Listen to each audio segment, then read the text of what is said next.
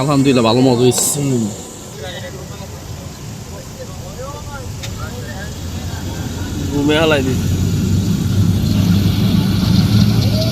আসসালামু আলাইকুম এভরিওয়ান, কেমন আছেন সবাই? আশা করি সবাই ভালো আছেন। আরেকটি নতুন ভিডিওতে আপনাদেরকে স্বাগতম।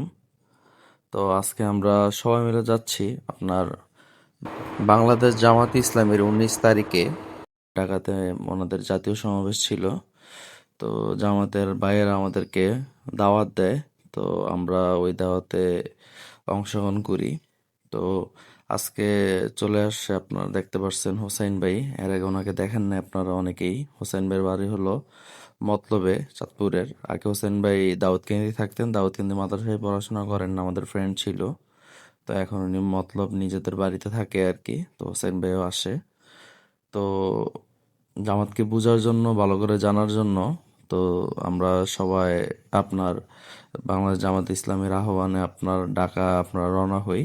তো সকালবেলা বাসে ওঠার সাথেই ওনারা খাবারের ব্যবস্থা করে। তো ওনারা দাউদকান্দি উপজেলায় পৌরসভার মধ্যে ওনারা রান্না করে একসাথে, মানে খিচুড়ি রান্না করে আর কি, বুনা খিচুড়ি। তো বুনা খিচুড়ি রান্না করে ওনারা প্রত্যেক বাসে ডিস্ট্রিবিউশন করে। তো দাউদকান্দি থেকে মোট 18-19টির মতো বাস গেছে আমার যতটুকু ধারণা আর কি, দাউদকান্দি পৌরসভা থেকে।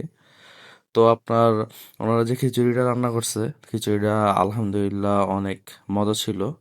মানে এরকম খিচুড়ি লাস্ট অনেক দিন খাইনি আর কি। তো যাওয়ার সময় যেটা দেখতে পারলাম, এক ট্রাক উল্টে পড়ে আছে আর কি। তো আসলে এই ঘটনা আমাদের এলাকায় অহরহ হয়ে থাকে, আমরা দেখে অভ্যস্ত। কারণ ম্যাক্সিমাম ট্রাক ড্রাইভারই আসলে ঘুমের ঘোরে মূলত ওনারা এইভাবে ট্রাক নিয়ে পড়ে থাকে আর কি। কারণ নর্মালি কোনো ট্রাক ড্রাইভার আমি অ্যাক্সিডেন্ট করতে দেখি নাই, ওনারা ম্যাক্সিমাম ঘুমের ঘোরেই থাকে আর কি। তো জামাতের প্রোগ্রামটা হলো সোহরওয়ার্দীতে। আর সোহরওয়ার্দীর আগেই ওনাদের এইখানে পার্কিং, ওনাদের সবচেয়ে বেশি এই ব্যাপারটা ভালো লাগছে যে ওনারা আগেই জানিয়ে দিয়েছে আর কি, কোন এলাকার বাস, কোন জেলার বাস কোথায় পার্কিং করবে ঢাকা শহরে প্রবেশ মুখে। ওনারা আগেই অনলাইনে অথবা ওনাদের নেতাকর্মীদেরকে বলে দিয়েছে, যার কারণে মানে কোনো কনফিউশন নাই যে কোথায় কে থাকবে, কি লেনদেন।